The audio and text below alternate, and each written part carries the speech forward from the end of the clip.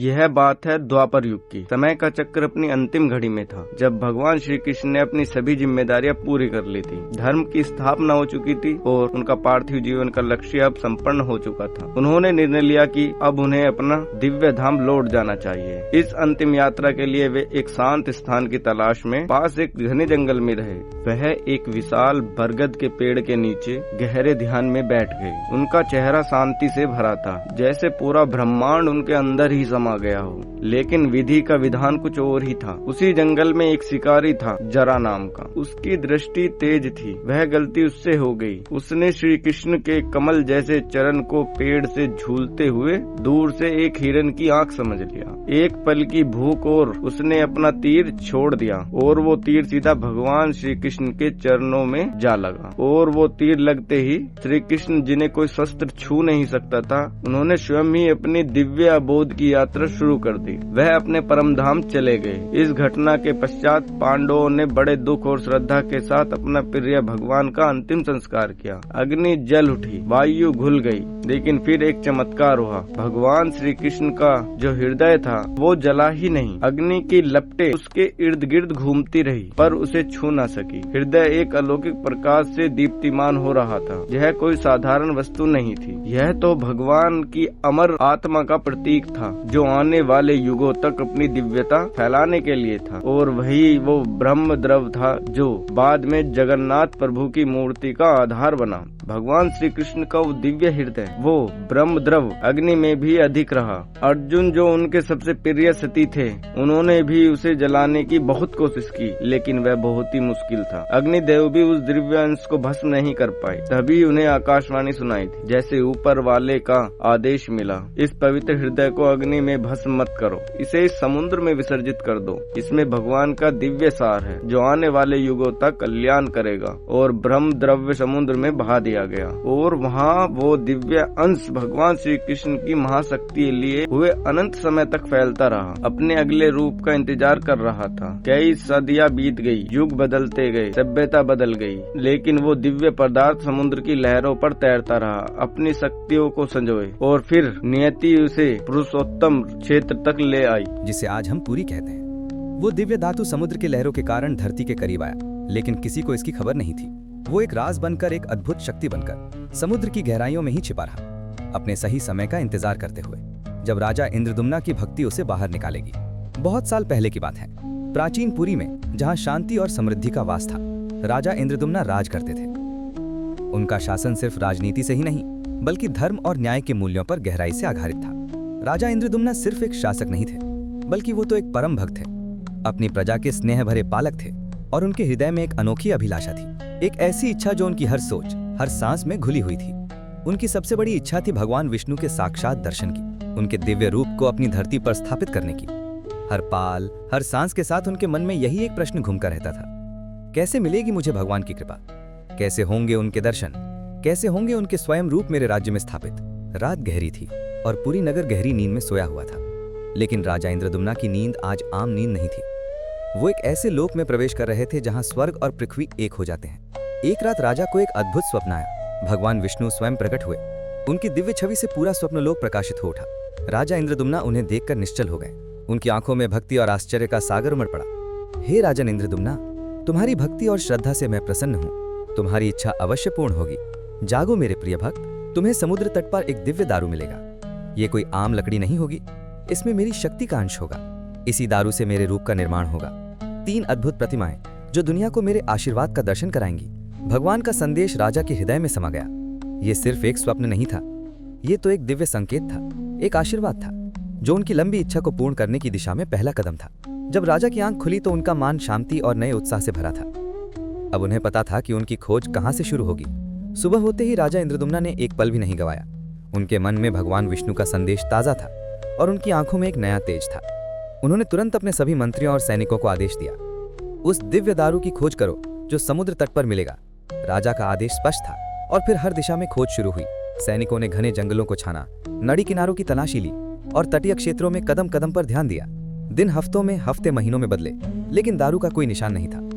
कुछ लोग निराश होने लगे थे, लेकिन राजा की श्रद्धा अडिग थी।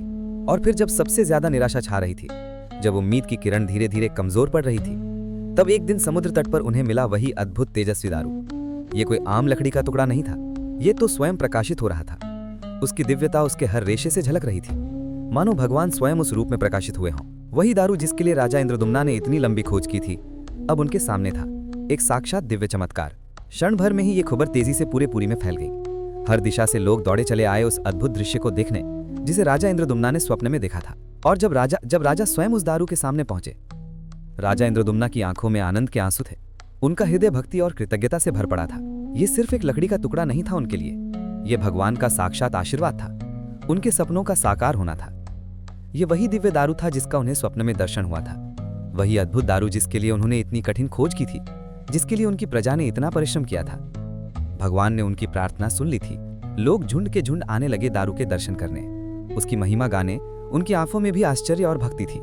कोई हाथ जोड़कर प्रणाम कर रहा था, कोई जमीन पर लेटकर दारू को नमन कर रहा था।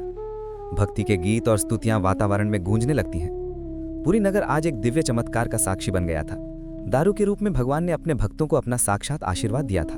अब अगला कदम था इस दिव्य दारू को मंदिर तक ले जाना और भगवान के रूप को स्थापित करना, जैसा कि स्वप्न में आदेश हुआ था।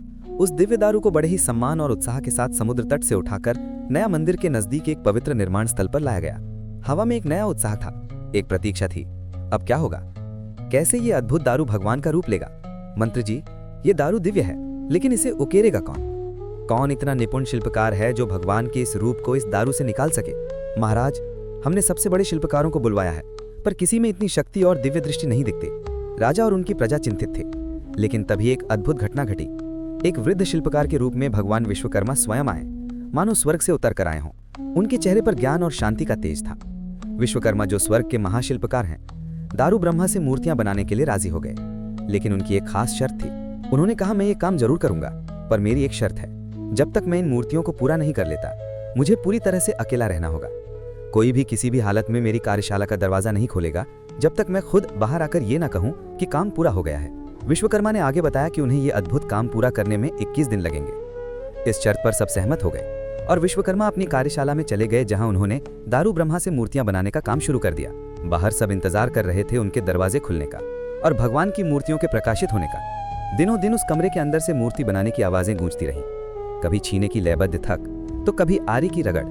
लेकिन जैसा कि निर्धारित समय समाप्त होने वाला था, विश्वकर्मा के काम की आवाजें अचानक शांत हो गईं। दिन गुजरते गए और कार्यशाला में गहरी चुप्पी छा गई। रानी चिंता और उत्सुकता से व्याकुल घबरा गई। उन्हें डर था कि कहीं उस बूढ़े शिल्पकार को कुछ बुरा तो नहीं हो गया, कहीं वो अंदर बीमार तो नहीं पड़ गए या उनकी मृत्यु तो नहीं हो गई। राजा इंद्रदुम्ना को शुरू में तो संकोच हुआ कि वो उनकी शर्त ना तोड़ दें, पर रानी की जिद और उनकी सच्ची चिंता ने आखिरकार उन्हें मान लिया। डर और उन मूर्तियों को देखने की तीव्र इच्छा से प्रेरित होकर राजा इंद्रदुम्ना ने दबाव में आकर निर्धारित समय से पहले दरवाजा खोलने का हुक्म दे दिया। जैसे ही दरवाजा खुला, कमरे में गहरी चुप्पी छा गई। सभी हैरान थे। विश्वकर्मा कहीं भी नहीं थे। वो बिना किसी निशान के गायब हो गए थे। जितनी रहस्यमय तरीके से वो आए थे, और वहां कार्यशाला के अंदर अधूरी मूर्तियां खड़ी थीं। भगवान जगन्नाथ, बालाभद्र और सुभद्रा अपने खास अधूरे रूप में। उनके हाथ पैर पूरे नहीं थे और उनके चेहरे पूरी तरह से बनाए नहीं गए थे। राजा इंद्रदुम्ना का दिल टूट चुका था। उन्हें अपने किए हुए वादे को तोड़ने का गहरा पश्चाताप था।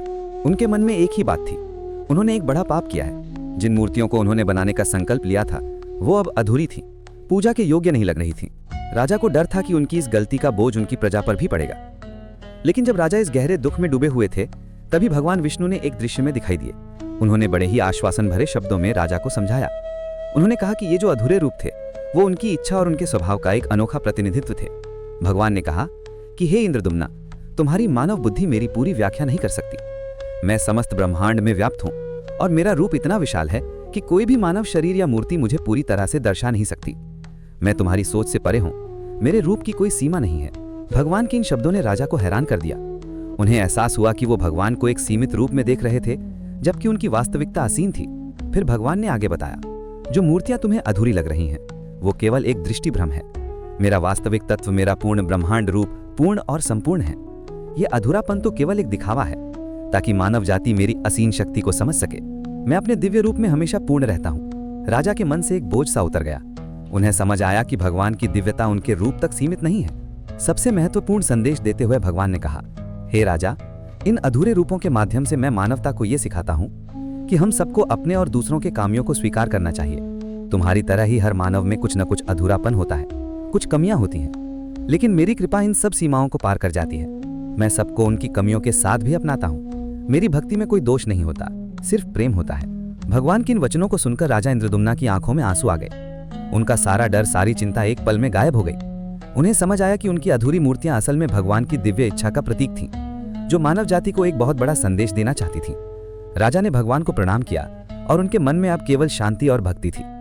उन्हें एहसास हुआ कि भगवान की कृपा और उनका प्रेम हर अधूरेपन को पूरा कर देता है। अब राजा इंद्रदुम्ना एक नए दृष्टिकोण के साथ अपने राज्य में लौट आए। उनका चेहरा संतुष्टि से चमक रहा था और उनका हृदय भगवान के ज्ञान से भर चुका था। इसलिए साल में एक बार बड़ी धूमधाम से रथ यात्रा मनाया जाता है और इस वक्त पुरी का नजारा देखने लायक होता है। तो सभी बोलो जय जगन्नाथ।